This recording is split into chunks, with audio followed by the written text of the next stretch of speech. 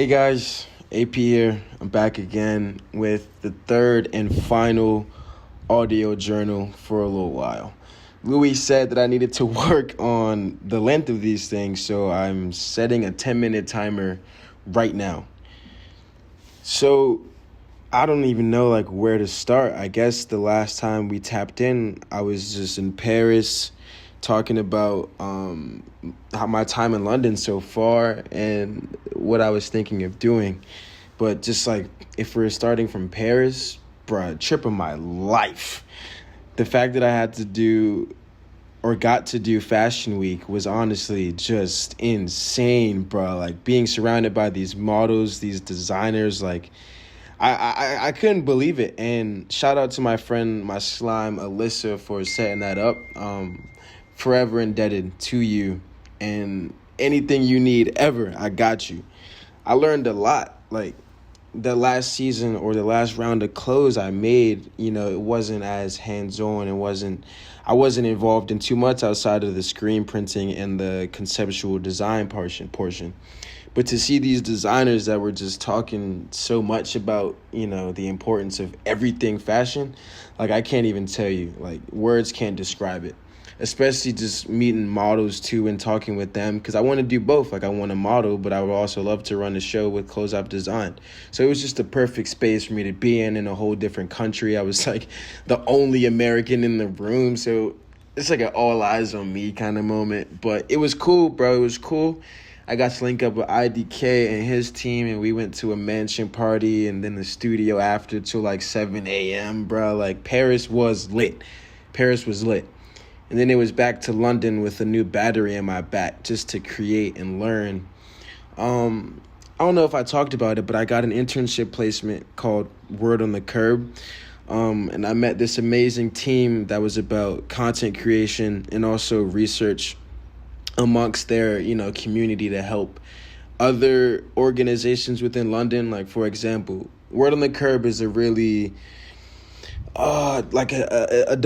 diverse group that is based in amplifying the voices of multi-ethnic and underrepresented groups. So for the pandemic, they were tasked with finding why Southern Asian women weren't getting the vaccine, if they were pregnant, planning to be pregnant, and a whole bunch of other qualifying factors, just to get because they market themselves and promote themselves to these bases, they're able to outsource to other different groups that need help getting opinions from these people.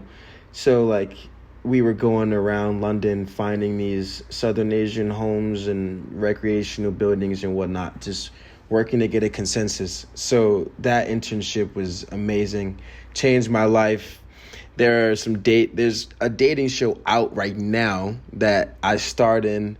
It was awesome. It's called Mystery Match. The first day I got there really was about building that show. It didn't even have a name, but the concept of that show, they knew what they wanted and they wanted to build it into a real thing. And next thing you know, I'm starring in the show. And I also got to star in, you know what? I'm not even going to talk about that, but just know there's a whole nother episode of Word on the Curb content coming out that I'm going to be a part of. That's actually really, really, really funny.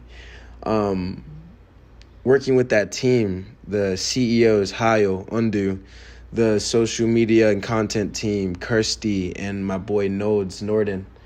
And then the research team, Izzy, Emma, Jack, Georgia, everybody, I love you guys so much. Oh, can't forget about my man, King Kev. Shout out you, man.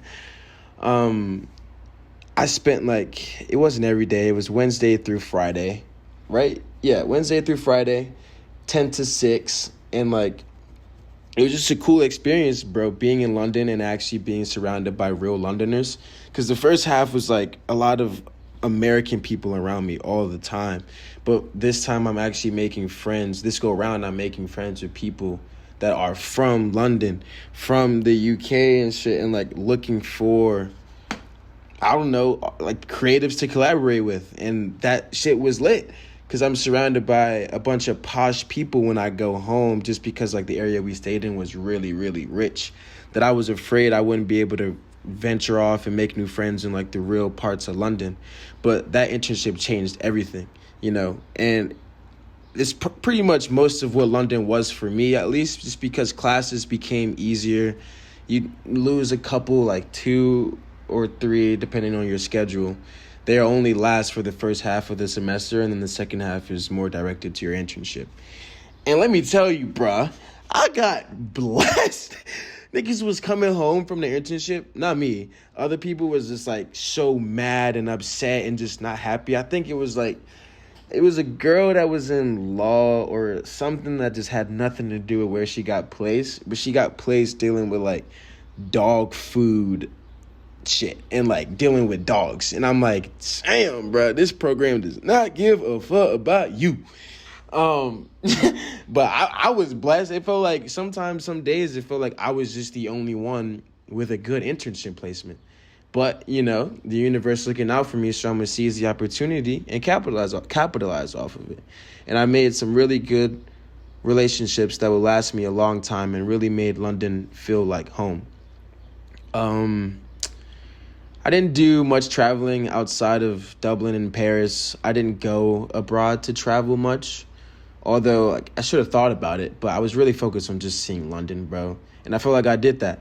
And seeing Paris, Eiffel Tower, all that shit was a good, cherry on top kind of thing. So I'm happy.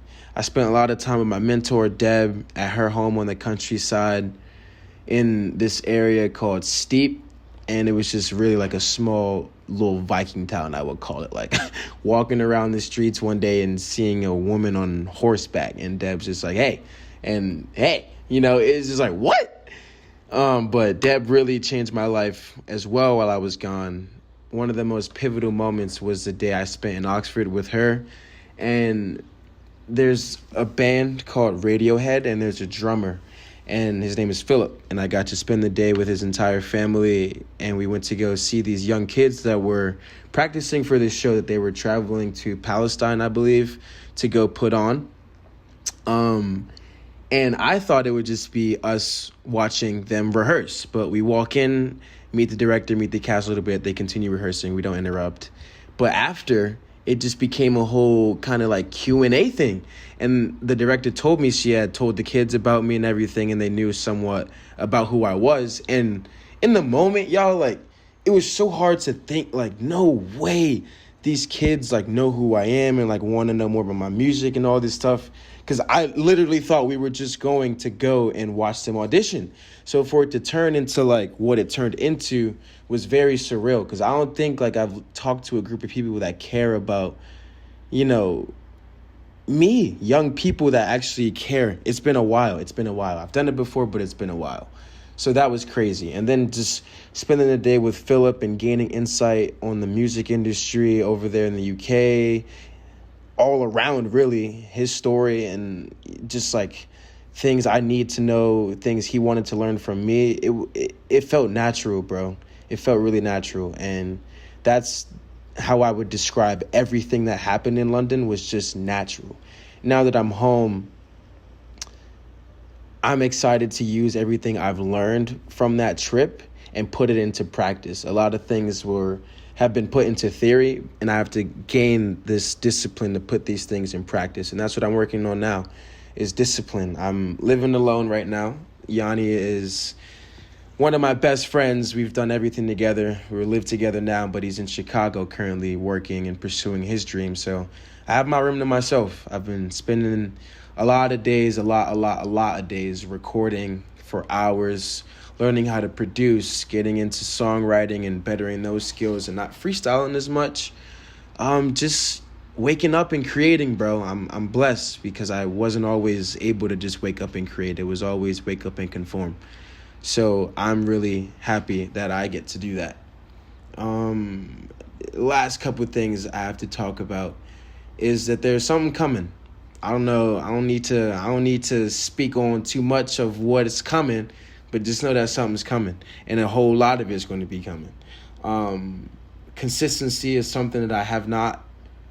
There's no track record of me being consistent when it comes to releasing music, and I want to change that this year, this summer, starting now. So just know that something's coming. You've been listening to me talk for a really, really long time. Just know that I'm I'm glad that I'm able to do this. I'm happy that you are entertained. You enjoy the things I put out. Now, I am happy to introduce to you a trailer for this upcoming release. So please put your phone up to your eyes, take your headphones out, whatever you're doing, and watch this, please. I love you. Thank you.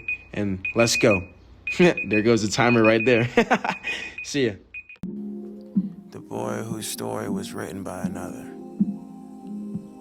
The boy that never knew who he was.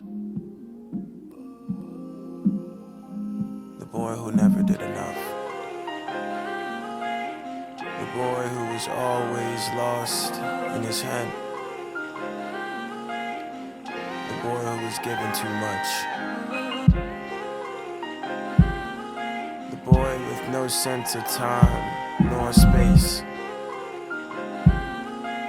The boy that asked the question,